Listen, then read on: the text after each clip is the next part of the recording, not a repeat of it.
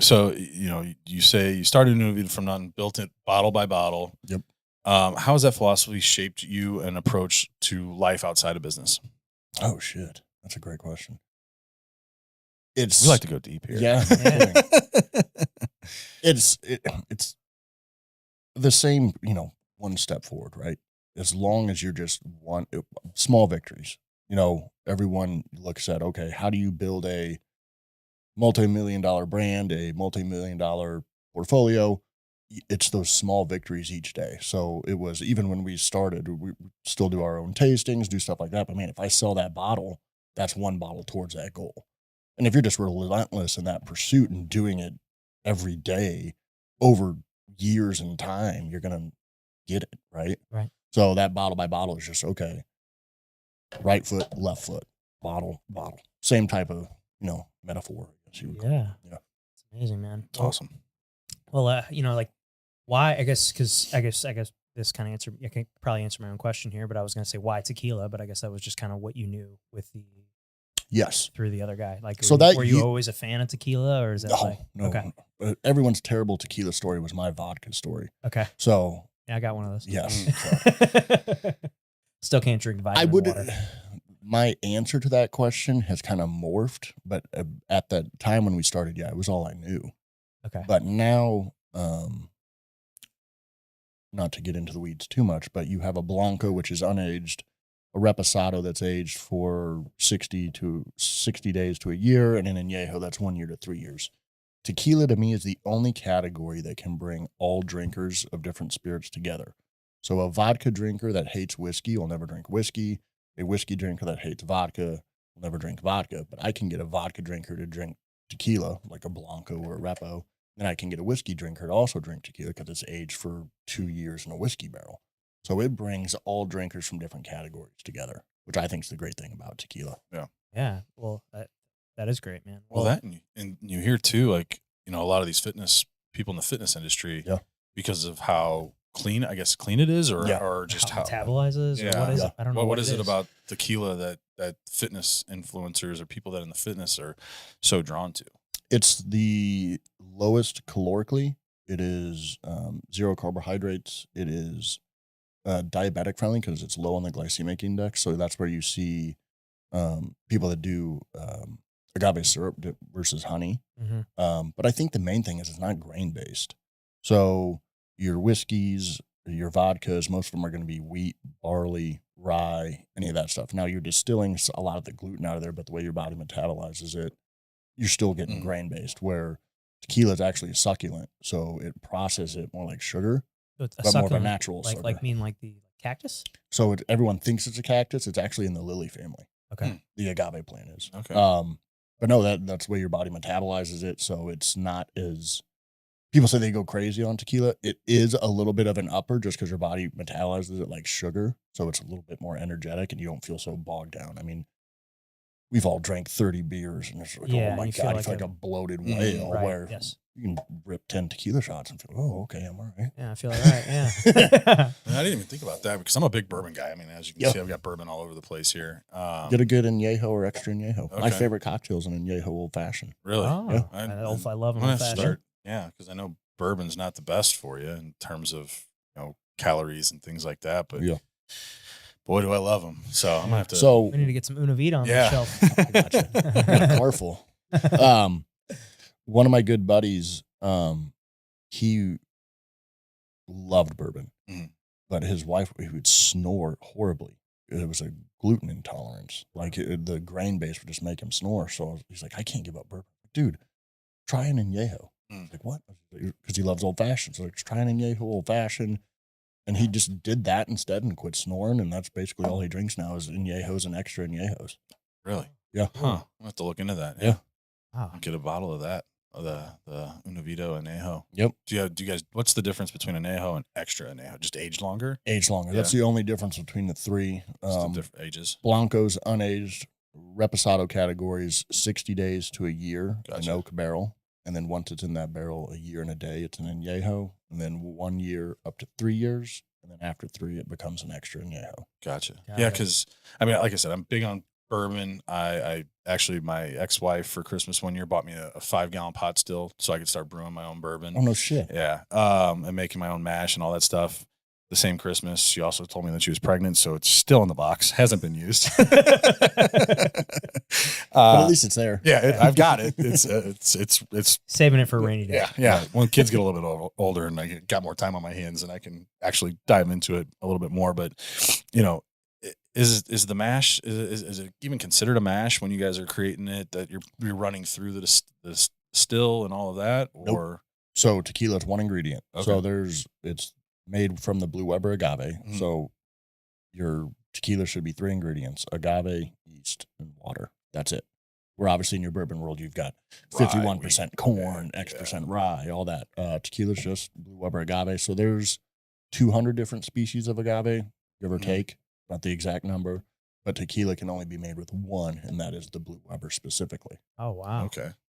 Huh. That's crazy. Well, and bourbon, obviously, a lot of people say, how come an añejo is only 1 to 3 years? What a lot of people don't realize is that plants, that Blue Weber agave, still takes 7 to 9 years to fully mature to be able to harvest it. Gotcha. So where you can get your wheat, barley, rye, corn yearly, at least once a year. Yeah. So you have a longer time to age it. Where for tequila, even that bottle it's already of Blanco pretty much 7 to 9 years in it's the already making. aged. Yes. Yeah. Yeah. Okay.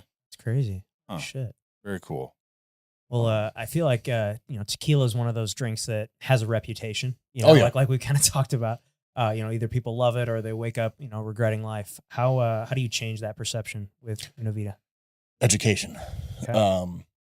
Which a lot of people don't know. There's 2 types of tequila. There's what you call a mixto, M-I-X-T-O, which by Mexican law only has to be made with 51% agave, 49% sugar, water, caramel coloring, and additives. So if you see the word gold on a bottle, it's food coloring. So like I tell people, Jose Cuervo Gold. Yes. Yeah. Yes. Okay. I mean, that's what. Don't mean to call them out, but yeah. Right. I mean, but that's what comes to mind. I know. They have other lines of 100%. So then the other category is 100% agave, which can only be made with 100% agave tequila. And they're very particular on, like, it says it on the label. It has to say 100% agave. If it's not, it's a mixto. If it says gold, hey, turn and run. This is food coloring. Got it. So a lot of people, when they pick up our reposado, they're like, oh, can I have your gold? I'm like, oh, this is a great point to educate you on the difference between gold and reposado. The only way we get our color, flavor, and aroma is the barrels, naturally. Well, that's the thing is most people don't realize, like, bourbon starts out as vodka. Oh, yeah. Yeah, and then it's just aged vodka. Yeah. Yeah, I mean, one of the very first things that I did that I got was like a little Bubba keg, oak barrel, and experimented with it. And the directions were, buy the cheapest bottle of vodka you can find and throw it in there, because the little ones will age about twice as fast as the big ones. So, you can age a bottle of vodka in there for, 6 months and you've got it in there for a year. If you age it for a year, you've got it for 2. So, it ages a lot faster. And as you turn it can also help age and pull out those tannins. But yeah, it was crazy to sit there. Like, I bought a bottle of Pop-Off, a half gallon of Pop-Off, poured it in this oak barrel and just let it age for, I think it was the first one I did was for 6 months. And when I came out, it wasn't dark like some of those that we have over there, but it was more along the lines of your Raspado. Yeah. Kind of a lighter gold color, but did it increase? Did it make it taste better? It made, everything makes Pop-Off taste better. It doesn't take much to make that taste better. But yeah, I mean, so we also experimented. I tried some a coffee flavored one. Oh, okay. So not knowing, I added a vanilla bean and some coffee beans. Not knowing like how much. I'm like, 10 coffee beans. That's not going to be overkill. I should have only put 1 in there. Like, it was that strong. Oh gosh. Yeah. It was like pure coffee coming out of there. It was nasty. I couldn't drink it. I mean, I ended up giving the bottle to my buddy because he's a big coffee bourbon drinker. So he just mixed it with more coffee and added some like Kahlua and stuff to it to flavor it up. And he's like, oh, it's delicious. It's amazing. It fucks me up too. So I'm like, perfect. Speaking of Pop-Off, I had a buddy in college. He well, actually, it wasn't Pop-Off. It was Aristocrat. Oh, basically the same shit. And I drank Congress. Yeah. Oh, these sophisticated names. Yeah, he's so sophisticated. And we were in a fraternity, and in the fraternity house, he like his his thing was he would take a handle of Aristocrat and he'd pour it through a Brita filter 3 times. Yeah. And then he'd take the label off, and his last name was Hildebrand. He called it Hildecrat. And it legitimate, he saved some of the, we did like a before and after taste test, and it legitimately did taste better. It does taste better. And which is hilarious. TikTok thing of using the frothers. Oh, really? So if you put it in just a cup of either whiskey or tequila and you do that, people are like, it tastes so much smoother. Why is it? It's aeration. You're adding oxygen to it, which is only going to smooth it out.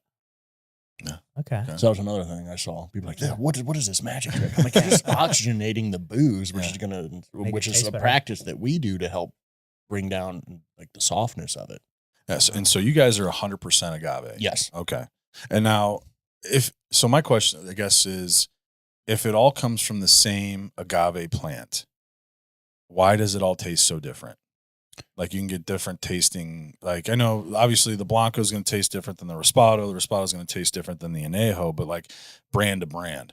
Yes. Why does that? Why did we get some that taste different? I guess we are going to get in the weeds. Oh, so dude, there's yeah. One of the biggest factors once you have the agave, obviously making sure your agave is mature is a big one. You'll have guys that are cutting the plant short. Not going to be as sweet of a plant, not mature, so it doesn't taste the same. They're just cutting corners. Yeah. Realistically, it's a not all of it, but like so. Then once you have the agave, you have to cook them. So those piñas and pineapples are this big, 30, 40, 60, 70 pounds. The next thing you have to do is cook them to make them soft enough to extract the juices, which are going to ferment. There's 3 types of main cooking methods when it comes to tequila. There's a traditional brick oven, which is just a oven twice the size of this room that's been brick, and they steam it from underneath, and it's a long process. Next is what is it called an autoclave, which is it's still steam, but it is a steel cylinder. Again, 30 yards long and just stuffing it full of agave. And then next, what is called a diffuser, which is a conveyor belt system, very industrial. It's the most recent way. But it's the size of a football field, and they just spray the agave with chemicals to cook it. Best way I can describe it is, I say this all the time in education classes, is you can put a chicken breast in a crock pot, and you can microwave a chicken breast. The end result is a chicken breast, but your taste, the flavor, the juiciness is completely different. So like our process, which is that traditional brick oven, takes 72 hours. You've got to cook it for 48. You got to let it cool for another 24. Whereas the diffuser takes 6 hours of spraying it with chemicals. That's going to completely change how your tequila tastes for sure. For sure. Okay. So that's a big difference. Oh, for sure. The process of it. Yeah, for sure. Just like anything, the longer it takes, probably the better it's going to be. Yes, for sure. And then obviously what kind of yeast strains you're using, fermentation, distillation. But to me, the biggest one is that cooking process and which one you're using. Yeah, it's almost like the traditional is just your all natural. You're not doing anything except adding hot water to it. Yes. And okay. Cooking it. Yeah. Wow. It's cool. I had no idea. Yeah, very cool. I'll be honest. Before this, I didn't know that it was 100% agave. I didn't know agave was the only thing. If you would have asked me how you make tequila, I would have guessed it was like whiskey with a bunch of different shit. Well, and that's where that horrible story that people have is, when you're at a bar, what you call that's in the well, the cheap stuff, right? Yeah. Like, give me the well. That well vodka or that well whiskey is still 100% vodka or whiskey. It's made cheaply, but it's still 100% of what that is, where well tequila isn't. When people are like, oh my God, I haven't had tequila since college, I'm like, tequila has come a long way, and you were just drinking shit. Yeah.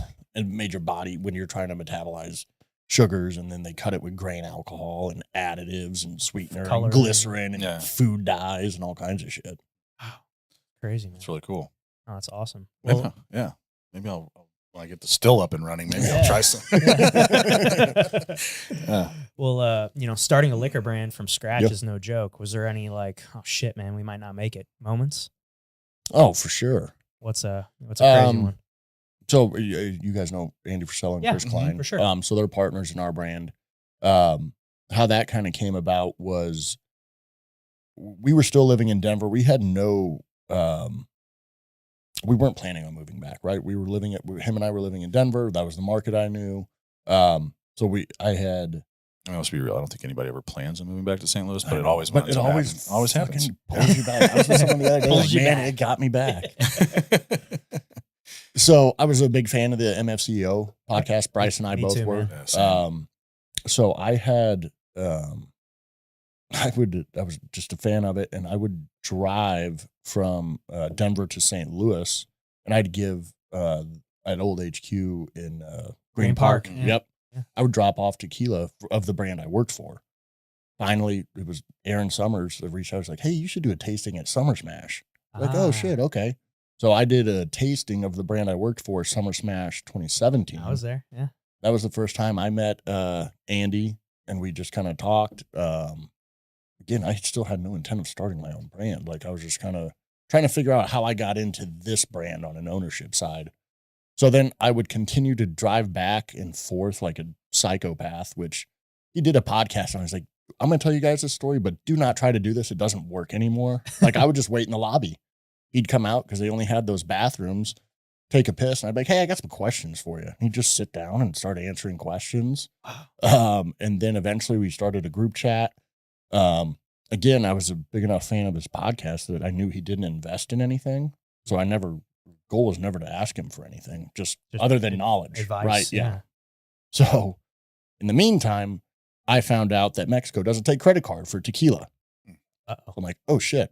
So then we started having meetings with different investment groups and stuff like that in Denver, trying to get funds to get this thing off the ground. And then we were back in St. Louis having a meeting. Bandy, I hadn't met Chris yet. And he looks at us and he goes, how are you guys going to fund this fucking thing? Like, oh, we've got a meeting with this investment group out in Denver that we've got a meeting tomorrow. He's like, I could tell he was agitated. I was like, oh, great. He goes, I want you to cancel that meeting and be back here tomorrow. Okay. Now, again, Bryce and I have no income. We're strapped just using credit cards to buy bottles, buy other raw materials. All right, we'll do this. So then we came back and he's like, how come you guys didn't ask me for any money? I'm like, well, I listen to your show enough to know you don't invest in anything. He's like, all right, well, that's fair. Yeah. I appreciate that. Yeah. So he's like, oh, okay. This makes sense. You probably respected it because you actually were paying attention. Right. So then he brought in Chris and he's like, hey, we want to do this with you guys. So then that's where Andy and Chris got involved. And what is great about them is obviously you guys know them. They're both very well to do. But they are not blank checks, which I thank them every day for that because they gave us enough for a single pallet of Blanco, a single pallet of Repo, and a single pallet of Añejo. There was no money for fucking salaries. There's no money for marketing. It was, the question was, what is the bare minimum you need to start because you guys got to prove that this thing is going to work and you're willing to work for it. And I was like, okay. Yeah. So then we learned took all of our licks. We had to figure out how we're going to pay ourselves. We had to figure out accounting, accounts receivables, like everything. So, and then now obviously there's been some strategic investments as we've grown, but that was after we blood, sweat, and tears for 4 or 5 years to prove that we're doing this thing. So this is like 20. Oh yeah, when people hear Andy and Chris are involved, they're like, oh, you guys, yeah, sure. How much money did you get? I was like, less than $45,000 to start. Yeah, like, oh shit. It was like there was no money for salad, none of that stuff. Yeah, we had to learn it all. Enough for the tequila. Yes, which is like enough for us to get started. Right. Yeah. Well, and to be honest with you, Bryce, and it was so funny because we would put this for this investment group. We were closer to get at least $1 million. Oh wow. Oh shit. We had done this pro forma, the market, all this research, and this 40-deck slide of presentation that we were going to do, all of it. And I asked Andy, I was like, do you guys want to see this? He's like, no.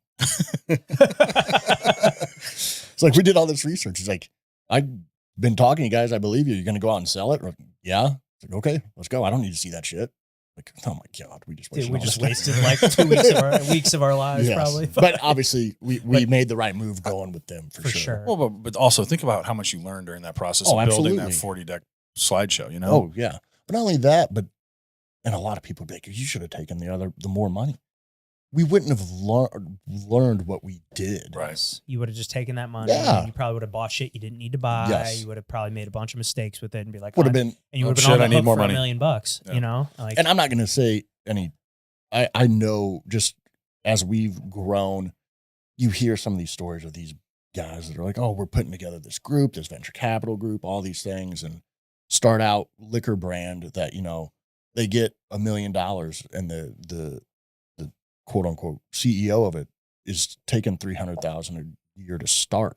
yeah. Bro, you're fucking high. What are Yeah, you doing? What are you doing? That's not how that Right. works. You haven't even sold anything and you're taking You're taking the money. a third of the money. Well, that's what I'm used to making. Oh, geez. Yeah.